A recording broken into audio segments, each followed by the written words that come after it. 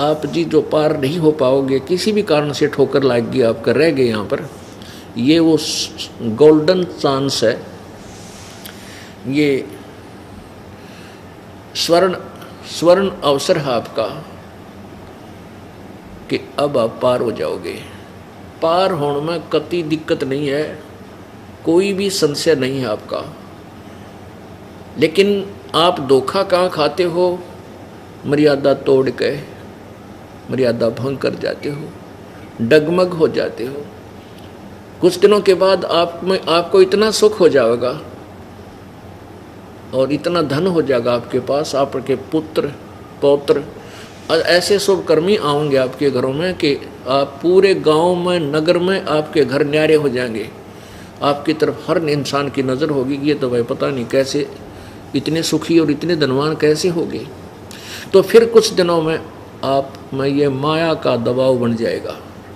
किन को बनेगा? जो सत्संग नहीं सुनेंगे, जो परमात्मा के चरणों में रेगुलर नहीं आओगे, महीने में, 20 दिन में, 15 दिन में, 2 महीने में अवश्य सत्संग सुनना चाहिए। चाहे हम कितने ही अपने आप को सियाणे मान चुके हों और कितने हम अपने आप को सोच चुके हैं कि हमें ज्ञान हो गया, नहीं, हम जीव हैं। हम सुबह की बात शाम तक नहीं याद रख सकते। हमने सुबह क्या रोटी खाई थी, शाम ने पूछ ले जो याद रह जाते, तो फिर आप हमें ज्ञान कहाँ है? हमें तो बार बार रिमाइंडर की आवश्यकता पड़ेगी। और इसलिए आखिरी सांस तक परमात्मा का सत्संग भी और सिमरन भी आपने करना और सुनना पड़ेगा। तो और जो होगे गुरुद्रोही,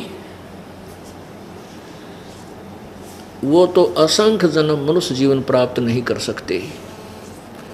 उनके सभी जो पुण्य कमाई प्रभु के द्वारा के चरणों में की है वर्तमान में, वो सभी नष्ट कर दी जाएगी। इसलिए परमात्मा हमें याद दिलाते हैं कि पूर्ण संत की शरण में आकर के अपने शुभ कर्मों को, पुण्य कर्मों को सुरक्षित रखें, अपनी कमाई को बर्बाद नहीं होने दें, मर्यादा भंग नहीं होने दें। जो नियम इस दास ने आपको बताए हैं, ये प्रभु के बताए हुए हैं, और इनमें से एक को भी आप खंड कर दोगे तो आप फाउल हो जाओगे। अब जैसे बच्चा खेल के मैदान में, खेल में सेलेक्ट होता है और वो खिलाड़ी यदि मर्यादा में नहीं खेलता है तो फाउल हो जाएगा। फाउल हो गया तो एक गेम, एक जो चल रही है वो खेल, उससे बाहर हो गया तो वो रिजेक्ट हो गया। तो पुण्यात्माओं, आप इस परमात्मा वाले खेल के खिलाड़ी होगे और सावधान होकर नहीं खेलोगे तो आप फाउल हो जाओगे। ऑटोमेटिक कनेक्शन है परमात्मा का,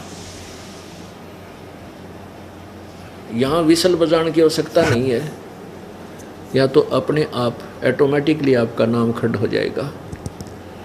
खंड होने के बाद आपके कैसे विचार होंगे? सत्संग में आने में अरुचि होगी, और इस दास के विषय में कोई कुछ कह देगा 19-21 तो आपको हरस होगा उसमें कि हाँ ऐसा हो सकता है।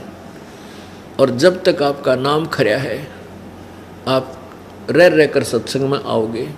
और इस दास के बारे में कोई बकवाद करता है तो आप लड़ो, बेशक लड़ना तो नहीं है, लेकिन आप उसकी बात का दुख मानोगे और उसको असत्य मानोगे। ये लक्षण है आपके कि आपका नाम सही है।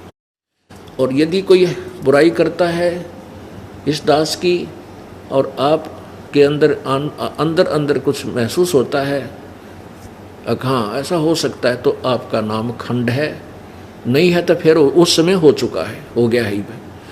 तो जैसे कहते हैं, गुरु की निंदा सुने जो काना, ताको निश्चय नरक निदाना। है अपने मुख निंदा जो कर ही, परिवार सहित नरक में पढ़ी। गुरु की निंदा सुने जो काना, यानी कान से भी कोई गुरु जी की निंदा करे और आप सुन रहे हो। सुनने का तात्पर्य क्या है? जैसे कोई बुरा हमारे बारे में कितनी अफवाहें बकवाद फैलाई, और जो पुण्यकर्मी हमारे साथ सही तरीके से जुड़े हुए थे, जो हमारे हर चीज़ से परिचित थे कि यहाँ कोई ऐसी गलती नहीं है, तो वो निंदा सुनते थे, लोग कहते थे, लेकिन उनके हृदय में कभी ये नहीं आया कि ये सच्ची कह रहे हैं। और जिनके मन में न्यू आ गया, कहाँ ऐसा हो, बस ऐसा ही था, तो बिल्कुल ठीक है, ऐसे ही होगा, होगा भी, हो गया तो उसने सुन ली। गुरु की निंदा सुने जो काना। अब सुनना तो देखो, कहने कोई कुछ भी कह सके कि किसी का मुंह बंद थोड़ा ही कर सकते, लेकिन आपके मन में ये नहीं आया कि हमारे गुरुजी ऐसे, आपके मन में ये आया कि हमारे गुरुजी ऐसे नहीं हैं, ये वैसे ही जैसे सनीपात के बुखार में बिरडाया करे दुनिया न्यों बिरडावे, वैसे कह रही है। तो आपने सुन के भी नहीं सुनी, आपने वह निंदा सुनी नहीं, क्योंकि आपके अंदर नहीं गई। और आपने भी आमा मिला जी, आपके मन में आ गया, काम जरूर होगा भाई, तो आपने वह निंदा सुन ली। तो इसलिए इसके लिए कहा कि गुरु की निंदा सुने जो काना, ताको निश्चय डर के निदाना। अपने मुख निंदा जो कर ही, और अपने मुख से कह दे 19-21 गुरु सतगुरु के बारे में, ओए होए, परिवार सहित नरक में पड़ी, क्योंकि वो परिवार में बैठ कर बकवाद करेगा तो अन्य जो मुखिया है घर का और परिवार के लोगों को कहे वहाँ ऐसा है, वहाँ ऐसा, मैंने ऐसा सुना है, वह ऐसा करते हैं, तो पूरे परिवार ने डबो देगा, उस पूरे परिवार का दुश्मन बन जाएगा जिसने उपदेश ले रखा है। तो इस प्रकार हमने इन फाउल पॉइंटों से बच के रहना है।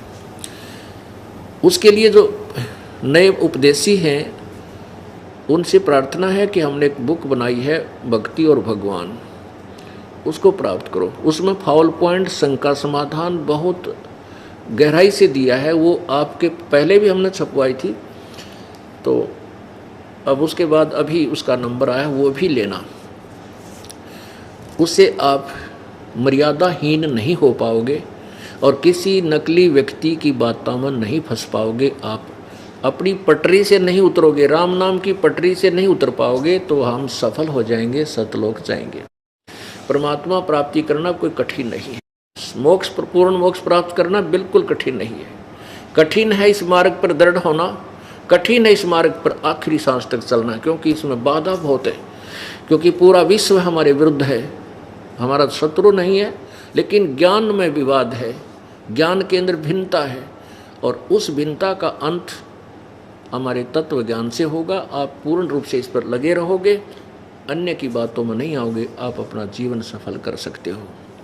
और मोक्ष प्राप्त में कोई ज़्यादा कोई बात है को नहीं, नाम की कमाई से सतलोक जाया जाएगा, और आखिरी सांस तक मर्यादा में रहोगे तो जाया जाएगा। परमात्मा क्या कहते हैं कि द्वार धनी के पड़ा रहे और धक्के धनी के खावे, 100 काल झकझोल ही पर द्वार छोड़ नहीं जावे। अंतिम श्वास तक परमात्मा की भक्ति करनी है। राम नाम रटते रहो, राम नाम रटते रहो, जब तक घट में प्राण, कब हो तो दीन दयाल के भनक पड़ेगी कान। इस प्रकार हम परमात्मा प्राप्त करेंगे। आपका बहुत सौभाग्य है कि आपको अति शीघ्र प्रभु का मार्ग, सच्चा मार्ग मिल गया।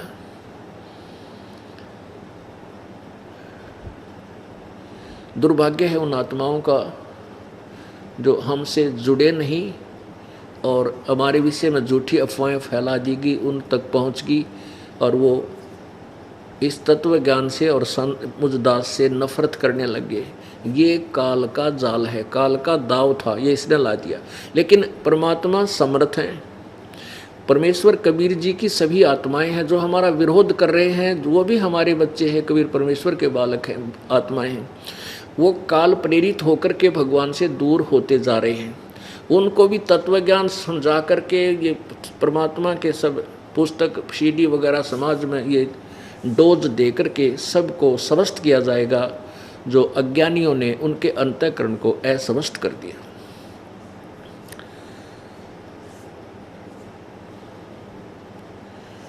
अब सबसे पहले हमने ये विश्वास होना चाहिए कि जो साधना हम कर रहे हैं, हम जिस इष्ट की पूजा कर रहे हैं, वो इष्ट पूर्ण परमात्मा है, वो पूर्ण है।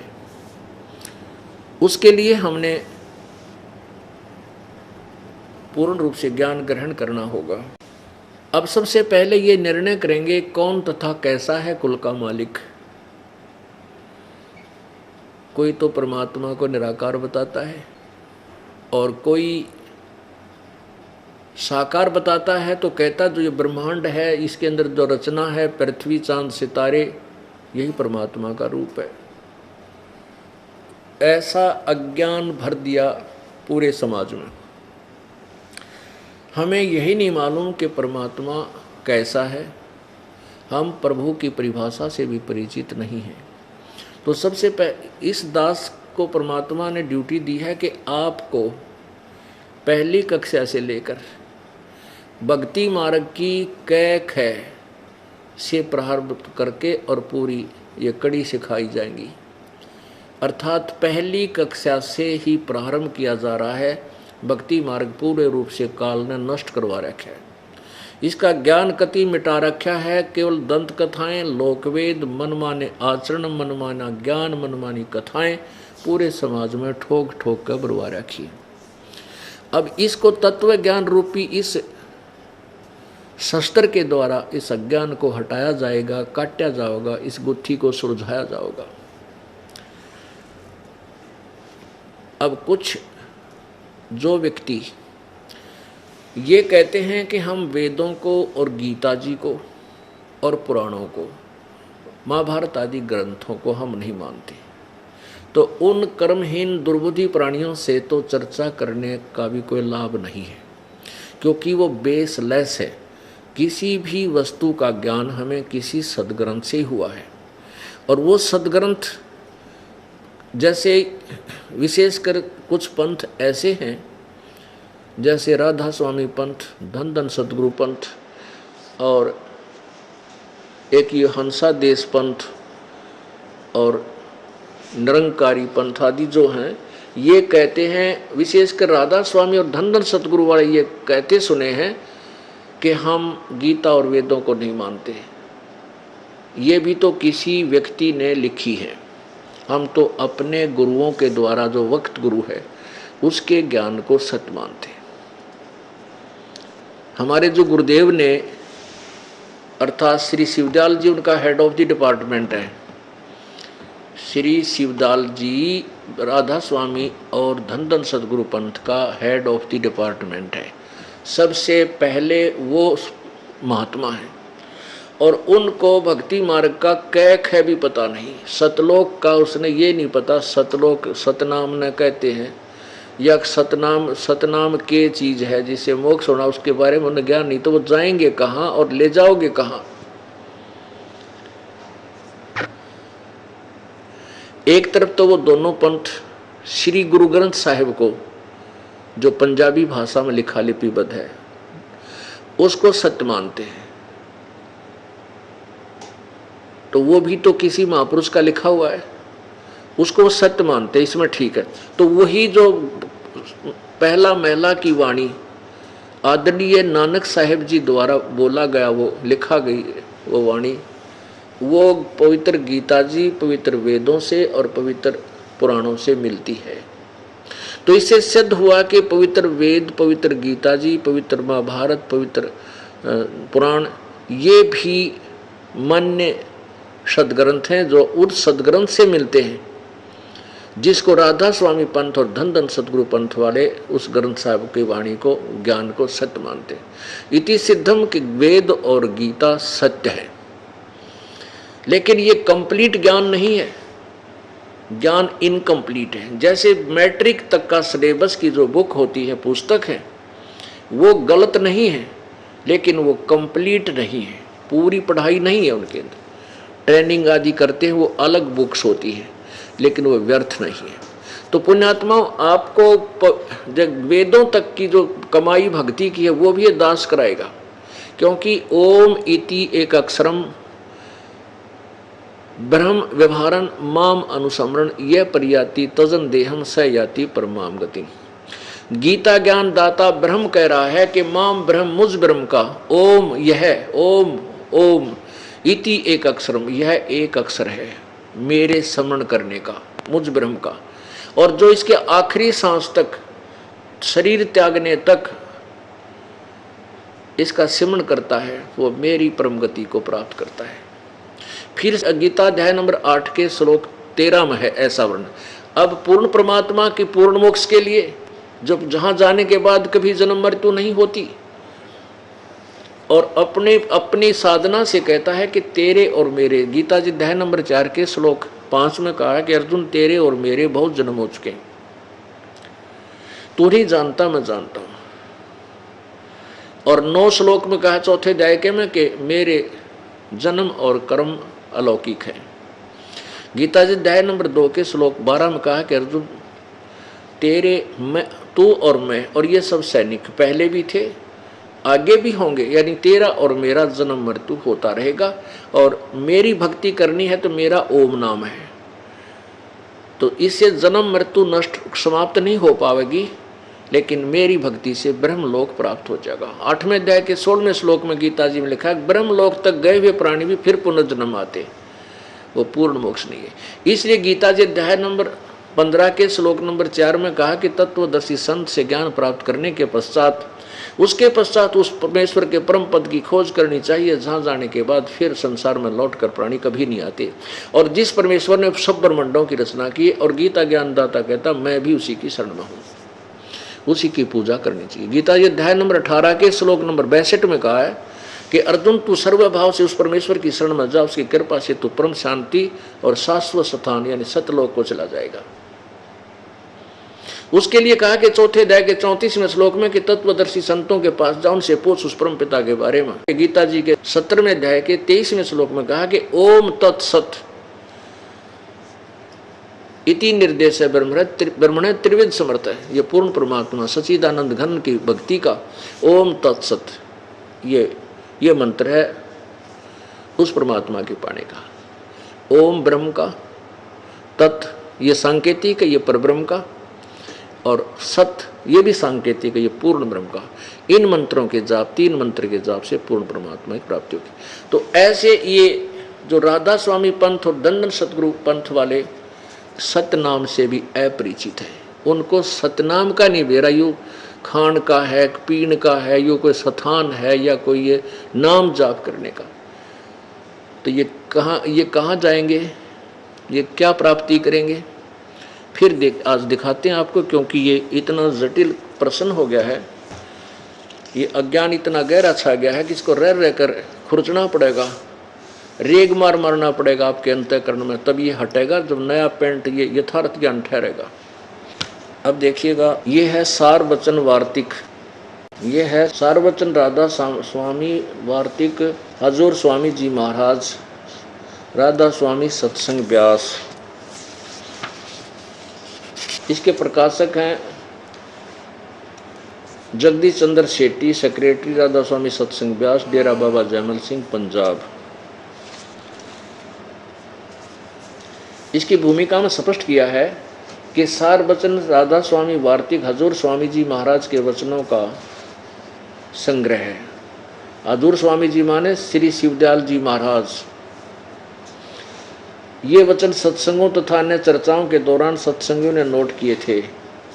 स्वामी जी महाराज के परम धाम सिधारने से कुछ वर्ष बाद इनका संग्रह करके पुस्तक रूप में छुपा गया। सन 1902 में बाबा जयमल सिंह जी महाराज ने सार वचन स्वामी राधा स्वामी वार्तिक को पहली बार गुरमुख लिपि में छपवाया, पंजाबी में छपवाया। अच्छा देखो, 1902 से चल रहा है ये सारा खेल। अब देखना, अब इसके यहाँ से देखियो, ये 14 नंबर पृष्ठ पे है, यहाँ से शुरू करते हैं। 3 नंबर वचन, जितने आचार्य महात्मा और अवतार और पैगंबर हर एक मजम हुए, वे सब अपने अभ्यास से जो जोर से अंतर में तरफ मुकाम असली के चले, पर सब के सब धूर स्थान तक नहीं पहुँचे। सो बहुत से तो मंजिल पहली पर कोई दूसरी मंजिल पर, और कोई बिरले ही साध तीसरी मंजिल प्रेमी मंजिल तीसरी तक पहुँचे। सिर्फ संत मंजिल 5वीं यानी सतनाम पर। अरे थरा गजब हुई। अब यहाँ सतनाम को ये 5वीं मंजिल बता रहे हैं। अब देखो, यानी सतनाम पर, और कोई बिरले संत 5वीं मंजिल 8वीं यानी राधा स्वामी पद पर पहुँचे। इस स्थान से, अब सतनाम को या स्थान लिख रहे हैं, राधा स्वामी को भी स्थान लिख रहे हैं कि राधा स्वामी पद तक पहुँचे। इस स्थान से आदि में सूरत का तंजुल यानी उतार हुआ था। कितने? इस सतनाम से और राधा स्वामी पद से, यह स्थान सिद्ध कर दिया सतनाम यहाँ पर। अब आगे चलो, ये प्रश्न नंबर 15 पे और वचन नंबर 4 है। अब समझना चाहिए कि राधा स्वामी पद सबसे ऊंचा मुकाम है। अब राधा स्वामी सबसे ऊंचा स्थान बना दिया। अरे तेरा गजब होइयो, ये भगवान देखी सा पत्थर पर डैन की बुद्धि पर लाखों करोड़ों लोग उनके चक्कर में फंसे पड़े हैं, बड़ी आत्माएं। अब समझना चाहिए कि राधा स्वामी पद सबसे ऊंचा मुकाम है, स्थान है। मुकाम माने स्थान, और यही नाम कुल मालिक और सच्चे साहिब और सच्चे खुदा का है। अरे थारा गजब होइयो। अब कोई कहे कि भारत की राजधानी दिल्ली है और फिर ने कहे यही राष्ट्रपति का नाम है, ये प्रधानमंत्री का नाम भी दिल्ली ही है, तो कितना विद्वान और कितना जानकार है, तो पशु है नरा। उसने क्या ही कहा ना बेरा कर शराब भांग भूंग पी रहा होगा, इसलिए बंड एंड बेंड। तो ये ज्ञान है राधा स्वामी के head of the department Shri Shivdayal ji Maharaj का है। ये जो ज्ञान आपको बताया जा रहा है, शिवदयाल जी। ओहो, अब देखो, अब समझना चाहिए राधा स्वामी पद सबसे ऊंचा मुकाम है, यही नाम कुल मालिक और सच्चे साहिब और सच्चे खुदा का है। राधा स्वामी स्थान भी है यानी राजधानी भी है, और मालिक का प्रधानमंत्री का नाम भी राधा स्वामी है। अरे वाह। और इस मुकाम से यानी स्थान से 2 स्थान नीचे राधा स्वामी स्थान से सतनाम का मुकाम है। सतनाम का मुकाम है। अब सतनाम का मुकाम का क्या अर्थ हुआ? या तो न्यों कि ये सतनाम मुकाम है, ये उलझ पुलझ थे न क्या ही कहीं बेरा था। अब आगे देखिए, सतनाम का मुकाम है जिसको, इस सतनाम को जिसको संतों ने सतनाम को सतलोक, सचखंड, सार शब्द, सत शब्द और सतनाम, सतनाम को फिर सतनाम और सतपुरुष करके बयान किया है। अरे वाह अंग्रेजों, चाड़ा पाट रखा तुम्हारे ज्ञान ने। Radha Swami head of the department Shivdayal ji के विचार, और करोड़ों प्राणी इस मुझे बैठे, इसने कदे पट्टी बांध रखी है अनाड़ी संतों ने, बूढ़ी आत्माओं को नरक में ठोक दिया।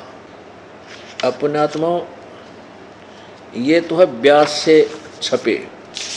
अब देखो, अब इसके अंदर एक और विशेष आपको दिखाते हैं, यही सारवचन राधा स्वामी वार्तिक हजूर स्वामी जी महाराज का जो इसके अंदर क्या लिखा है, यहाँ देखो।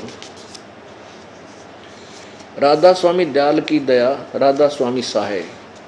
वचन आखिरी वचन जो कि स्वामी जी महाराज ने मरते समय बोले थे, शिवदयाल जी ने, वचन जो कि स्वामी जी महाराज ने आखिरी रोज पेशतर अंतर ध्यान होने के वास्ते हिदायत साधुओं सत्संगियों के खास जुबान मुबारक से फरमाए, स्वयं अपने मुख से बोला।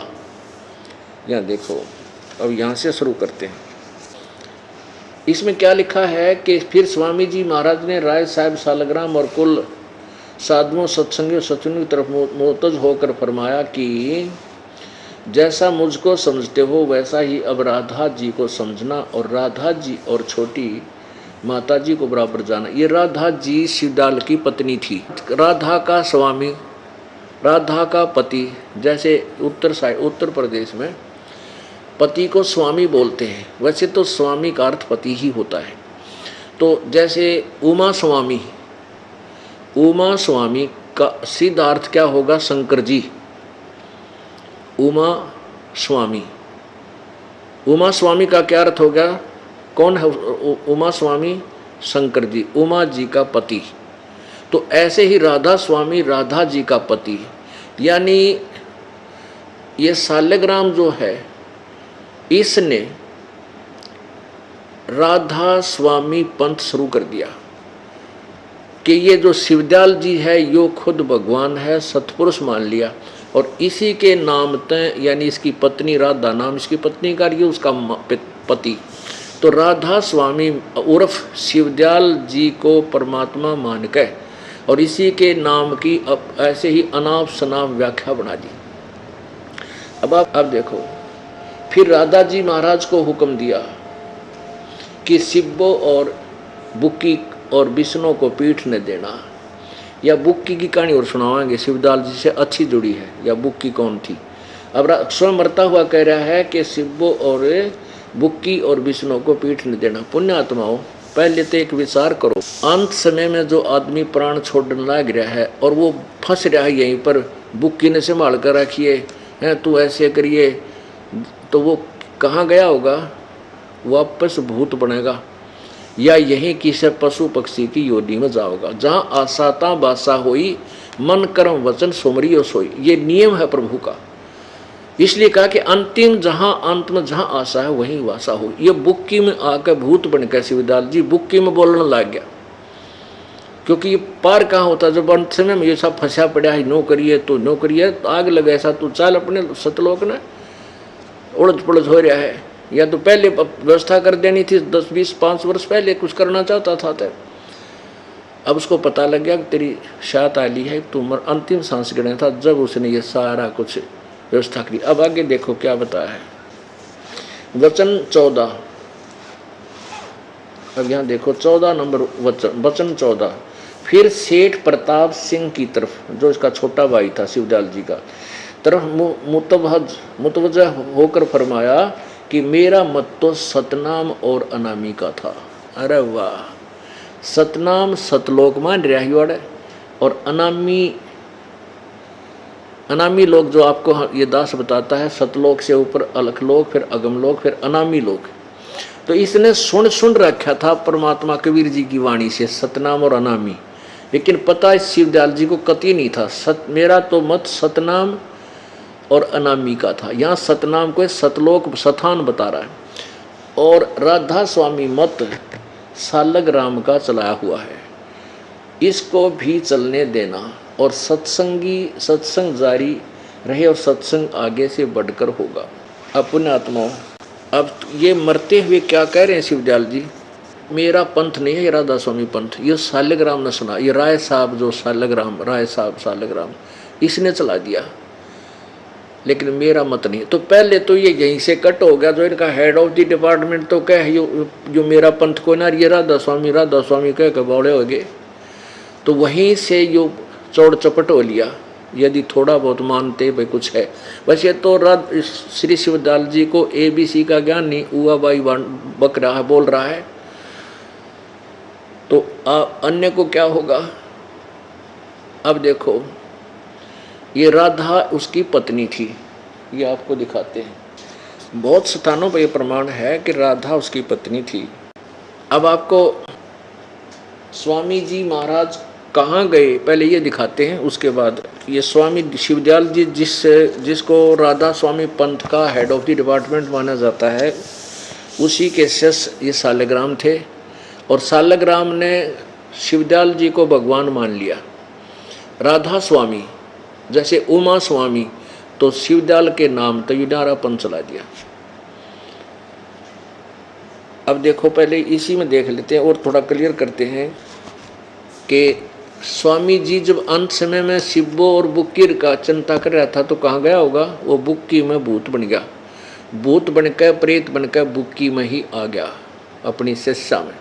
और फिर वहाँ से ये सालग्राम जिसने राधा स्वामी पंथ चलाया, वो उस भूत पर आदेश लेकर और का फिर अपना कोई काम करता था। ये देखिएगा जीवन चरित्र हजूर राधा स्वामी दयाल की दया, राधा स्वामी साहेब, जीवन चरित्र स्वामी जी महाराज, लेखक लाला प्रताप सिंह सेठ उर्फ चाचा जी साहेब, प्रकाशक राधा स्वामी ट्रस्ट, स्वामी बाग आगरा, सर्वाधिकार सुरक्षित, प्रकाशक द्वारा सुरक्षित। 17वीं बार 5000, सन 2006 ईस्वी में, मूल्य 15 रुपये। राधा स्वामी ट्रस्ट, राधा स्वामी बाग आगरा, मुद्रक अर्पण प्रिंटरी, राधा स्वामी चैम्बर्स, बालेज रोड, आनंद। फोन नंबर इतने। ये हैं वो कुल धनी, परम धनी और शिवदयाल जी, परम पुरुष पूर्ण धनी हजूर स्वामी जी महाराज। अब यहाँ देखो 78 पृष्ठ पे जीवन चरित्र राधा स्वामी जी महाराज, न स्वामी जी महाराज। अब बुक्की जी का जो कि शिब्बो जी की छोटी बहन थी, थोड़ा सा हाल लिखा जाता है। यह शिवो जी के कुछ अरसे बाद स्वामी जी महाराज के चरणों में आई थी। जब इन्होंने कुछ दिन सत्संग किया और वचन स्वामी जी महाराज के सुने और वे वचन हृदय में समा गए, तब इनके प्रेम की हालत अजीब थी कि जब स्वामी जी महाराज वचन या अर्थ पोथियों का करते तब इनकी आंखें सुर्ख अंगारा सी हो जाती थी और आंसू बराबर टपकते रहते थे और बहुत देर तक यानी घंटों उन वचनों का नशा बना रहता था। और फिर जब स्वामी जी महाराज कथा से फुर्सत पाकर हुक्का पीते थे, जय हो, ये हुक्के की कसर हो रही थी पारों में। पुण्यात्माओं कहते हैं अमल आहारी आत्मा कभू ना पावे पार। हुक्का यानी ये तम्बाकू सेवन करना इस मानव शरीर के लिए सबसे ज़्यादा पापदायक है और भक्ति मार्ग में सबसे ज़्यादा बाधक है, और जिसको शिवदयाल जी प्रयोग करते थे, सहर्ष करते थे। कथा से फुर्सत पाकर हुक्का पीते थे या अभ्यास का रस लेते थे या कथा कहने को बैठते थे तो बुक्की जी महाराज के चरणों का अंगूठा मुंह में रखे हुए घंटों चरणामृत का रस लेती रहती थी। और जब कोई मत्था टेकने के वास्ते हटाना चाहता था तो वे चरण नहीं छोड़ना चाहती थी। तब मत्था टेकने वाले से कह दिया जाता था कि तुम दूसरे चरण पर मत्था टेक लो और उस प्यासी को मत हटाओ। और वह बयान किया करती थी कि मुझे इसमें ऐसा रस आता कि जैसे कोई दूध पीता है। इनके भजन का यह हाल था कि 8 घंटे 9 घंटे रोज भजन किया करती थी और इनको स्वामी जी महाराज के दर्शनों का पूरा आधार हो गया था और सूरत भी ऊंचे देश में पहुंचती थी। जब स्वामी जी महाराज अंतर्ध्यान हुए तब बुक्की जी की यह कैफियत हुई कि कई दिन रात बेहोश पड़ी रहती थी और 2 दिन हाजिर हजूरी जरूरी यानी फ्रेश भी नहीं होती थी, कि रफा करने नहीं जाती थी और सूरत स्वामी जी महाराज के चरणों में लगी रहती थी। करीब 1.5 महीने तक ये हालत रही। सबको खौफ हुआ कि शायद इनकी देह छूट जाए। तब स्वामी जी महाराज ने इनको दर्शन दिए और फरमाया कि जिस तरह तुम सेवा पेशतर किया करती थी उसी तरह से करो। और फिर उसी रोज से बुक्की जी भोग भी तैयार करती थी और मेरे पन्नी गली के मकान पर पहले दस्तूर के माफिक पलंग बिछाती और हुक्का भरती थी। आहा, और वह पलंग अभी तक बिछा रहता है। गर्ज की जिस तरह से की पेशतर सेवा किया करती थी पहले जब वो जीवित था, उसी तरह से कुल काम करने लगी और स्वामी जी महाराज उनको ध्यान में के समय प्रगट दर्शन देते थे और कुल सेवा उसी तरह कबूल फरमाते थे जैसा कि अंतर्ध्यान होने से पेशतर करते थे। बुक्की जी को महाराज उनके आखिरी दम तक प्रकट रहे, यहाँ तक कि जिस किसी को जब कोई बात स्वामी जी महाराज से अर्ज करनी होती थी तो वे बुक्की जी के जरिए दरियाफ्त कर लिया करते थे। यानी बुक्की जी अभ्यास के समय स्वामी जी महाराज को प्रकट करके हम कमाल हुआ करती थी। इस नियाजमंद को भी जब कभी भीड़ के समय यानी कोई आपत्ति आ जाती, उस समय घबराहट होती थी तो किसी तरह से अकल काम नहीं देती थी, तब बुक्की जी के जरिए से स्वामी जी महाराज का हुक्म लिया करता था और जैसा हुक्म होता था उसी के मुवाफिक बंदा कारबंद होता था। और इसी तरह जब पर राय साहब यूसालेग्राम ने भी मौज की थी, बुक्की जी के जरिए से 2-4 बार हुक्म हासिल किए थे। अरे वाह, जय हो। अच्छा, इब थारा कनेक्शन तो भगवान तो होया कोई ना, उस बुक्की का हो गया है। और बुक्की में वो कौन बोल रहा था, वो शिवजाल जी भूत बन गया और प्रेत बन के इस बुक्की में आकर बोलने लग गया। अब कहते हैं ये लेखक बोल रहा प्रताप सिंह जी, जो शिवजाल जी का छोटा भाई था, ये कहता कि मेरे ऊपर कोई आपत्ति आ जाती थी तो बुक्की का आगे अर्ज करते थे तो उसमें वो शिवदयाल जी प्रगट होकर बोलिया करते थे और जो आदेश उनका होता मैं उसी तरह करता था। और सालेग्राम भी नहीं करता था जिसने राधा स्वामी पंथ चलाया। अरे भले आदमियों, एक भक्त ने बताया कि जी मेरा चाचा राधा स्वामी पंथ से 30 साल लगभग जुड़ा रहा और कई घंटे बैठकर साधना करता था। शाम ने 2-2, 1-1, 2.5 घंटे सुबह शाम, फिर वो मर गया। और वो पहले चूरमा रुचिकर खाता था, चूरमा, और हुक्का पिया करता, सिगरेट पिया करता, बीड़ी पीता था। क्योंकि जब शिवदयाल जी हुक्का पिए तो अनुयायियों को तो नो ऑब्जेक्शन, उन्हें पीना पीना ही, विकार करना ही करना है। तो वो मर के मेरे अपने पुत्र की पुत्रवधू में, छोरे की बहू में बोलने लग गया। जो बोला ऐसे ऐसे करा करो, मेरा एक स्थान बना दो। वो 4 ईंट लाई उसकी, वो बना दिया ना जिसमें कुत्ते मुत्या करें, वो पितर या भूत स्थान। और फिर कहता है कि हम उसका पूजा पाजा ना करते तो उसकी हमें कहता तुम्हारा ईंट का ईंट बजा दूंगा। फिर हम डरते उसकी पूजा करते। वो रोजाना चूरमा बना के वह बहू खाती, उसकी छोरे की बहू, और वह बीड़ी पीती। तो कदे नहीं पिया करती वह, वो भूत उसमें पड़ गया तो वह बीड़ी भी पीने लगी, हुक्का भी पीने लगी।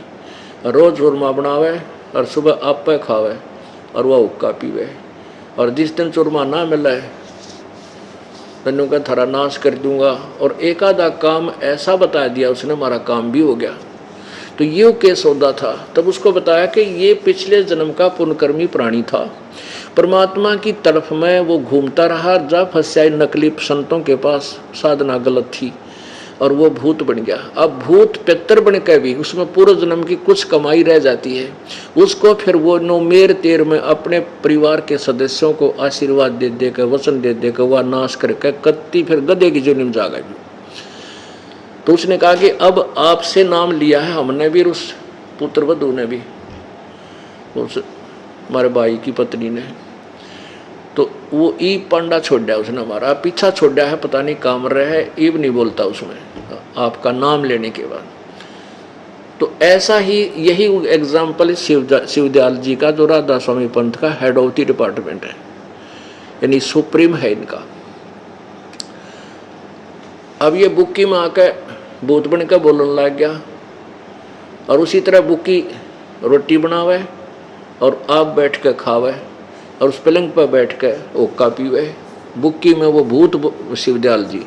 तो पुण्यात्माओं ऐसे ये कहते हैं कि हम नहीं मानते गीता और वेदों को, हमारे तो जो वक्त गुरु ने ज्ञान दिया है वो अनमोल वचन है। ये अनमोल वचन सुन ले, इनके सिर का बेराना पैर का है। कोई किसी ने जिंदगी में कदे कार नहीं देखी हो, और जिसने कदे शहर नहीं देखा हो, पेट्रोल नहीं देखा हो, और वो कितने जंगल में बैठ कर जंगली लोगों में प्रधान पाक रहा हो, मैं शहर जाता हूँ वहाँ कार में घूमता हूँ, ड्राइवर चला सुन सन रखी किसी तरह।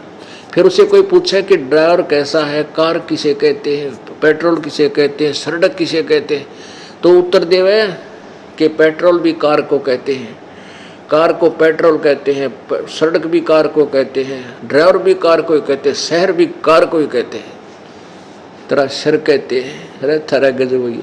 ऐसे ये शिवदयाल जी के अनमोल वचन हैं कि अभी आपने सुने, अब फिर दिखा दो एक बार, क्योंकि नपट त्याना मन जी साहब है, आनंद आवर तेरा गजब हुई हो। कितने दुनिया ने बर्बाद कर दे नकली लोग करके, नाश करके भक्तों के जीवनों का।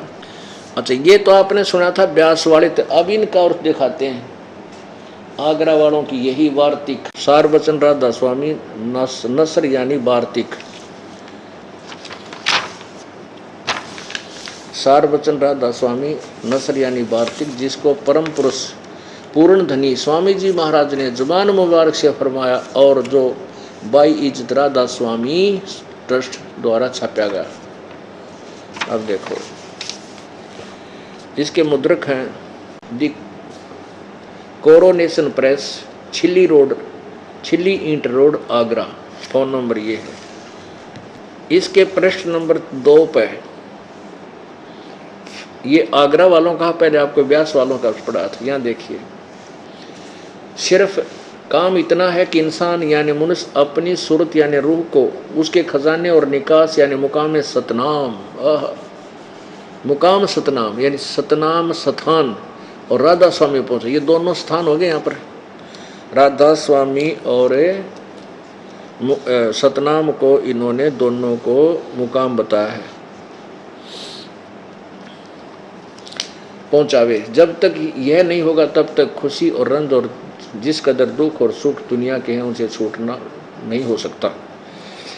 ये 1 नंबर वचन में ये कहा है। अब 3 नंबर वचन में, जितने आचार्य और महात्मा और अवतार पैगंबर हर एक मजहब में हुए थे, वे सब अपने अभ्यास के जोर से अंतर में तरफ मुकाम असली चले, पर सब के सब धुर स्थान नहीं पहुंच सके। बहुत से तो मंजिल पहली पर और कोई दूसरी मंजिल पर, और कोई बिरला साध और प्रेमी मंजिल तीसरी तक पहुँचे। सिर्फ संत मंजिल 5वीं यानी सतनाम पर पहुँचे। 5वीं मंजिल माने स्थान, ये 5वीं मंजिल सतनाम पर पहुँचे। और कोई बिरले मंजिल 8वीं यानी राधा स्वामी पंथ, 8वीं पर यानी राधा स्वामी पद तक पहुँचे। 8वीं मंजिल राधा स्वामी, जबकि राधा स्वामी शिवदयाल जी है। इसी स्थान से आदि सूरत का तंजुल यानी अवतार हुआ। अब देखो 4 नंबर में, अब समझना चाहिए कि राधा स्वामी पद सबसे ऊंचा मुकाम है और यही नाम राधा स्वामी सबसे ऊंचा मुकाम यानी स्थान है। राधा स्वामी स्थान है और यही नाम कुल मालिक और सच्चे साहिब और सच्चे खुदा का है। अरे वाह! और इस मुकाम यानी राधा स्वामी स्थान से 2 स्थान नीचे सतनाम का मुकाम है। कोई सिर पैर है इसका। और जिसको सतनाम को, जिसको संतों ने सतलोक, इस सतनाम को सतलोक, सचखंड, सार शब्द और सतशब्द और सतनाम और सतपुरुष करके बयान किया है। अरे तेरा गजब हो, हे भगवान। आगे और देखिए इनकी के कसौटी देखो। अब ये 4 वचन ही चल रहा है प्रश्न नंबर 5 पे। इसी में आगे चल के इन्होंने के बकवाद करी है। देखो, राधा स्वामी पद को अकय और अनामी भी कहते हैं, क्योंकि यही पद अपार और अनंत और अनादि है और बाकी के सब मुकाम इसी से प्रगट पैदा हुए हैं। और सच्चा मलकाना इसी स्थान जिसको सच्चा मलकान जिसको स्थान भी नहीं कह सकते, इसी को कहते हैं।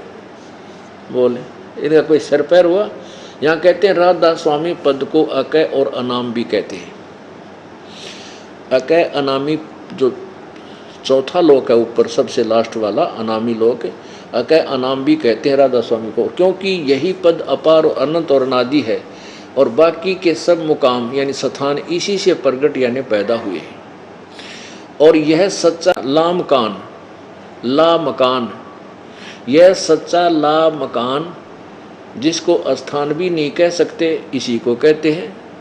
इसको स्थान भी नहीं कह सकते, इसी को कहते भी हैं।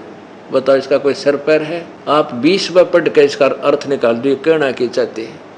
वही जैसे इस दयानंद जी ने लिख रखा है 5 में यजुर्वेद अध्याय नंबर 5 के मंत्र नंबर 1 में, क्या है का बिना बेरा, उसमें अग्नि तनुरसी विष्णुवे त्वा सोमा ऋषि का अर्थ लिखा है कि हे लोगो, हे बिजली प्रसिद्ध, हे लोगो, जैसे हम लोग बिजली प्रसिद्ध समान शरीर के समान प्रण के अड़ंग बड़ंग करके 2 अक्षर की बात थी कि वो परमात्मा सह शरीर है और उस अमर परमेश्वर का सबके संभाल करने के लिए तीनों लोकों में प्रवेश करके सबकी देखभाल करता है, धारण पोषण करने के लिए भी एक और शरीर है उस अमर पुरुष का। सीधा सार था। और इसकी इनका सिर पैर को नहीं, इनका भी कि उसको ला मकान, उसको मकान स्थान भी कहते हैं, उसको नहीं भी कहते हैं। ऐसे कोई बात हुई?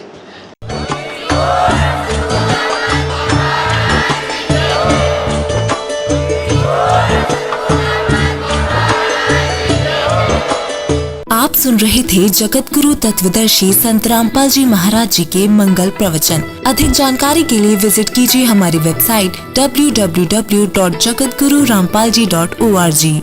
संत रामपाल जी महाराज जी के शुभ आशीर्वाद से पूरे विश्व भर में 500 से भी ज्यादा नाम दीक्षा केंद्र हैं, जिन पर संत रामपाल जी महाराज जी द्वारा ऑनलाइन निशुल्क नाम दीक्षा दी जा रही है। अपने नजदीकी नाम दीक्षा केंद्र का पता करने के लिए संपर्क करें 8222880541।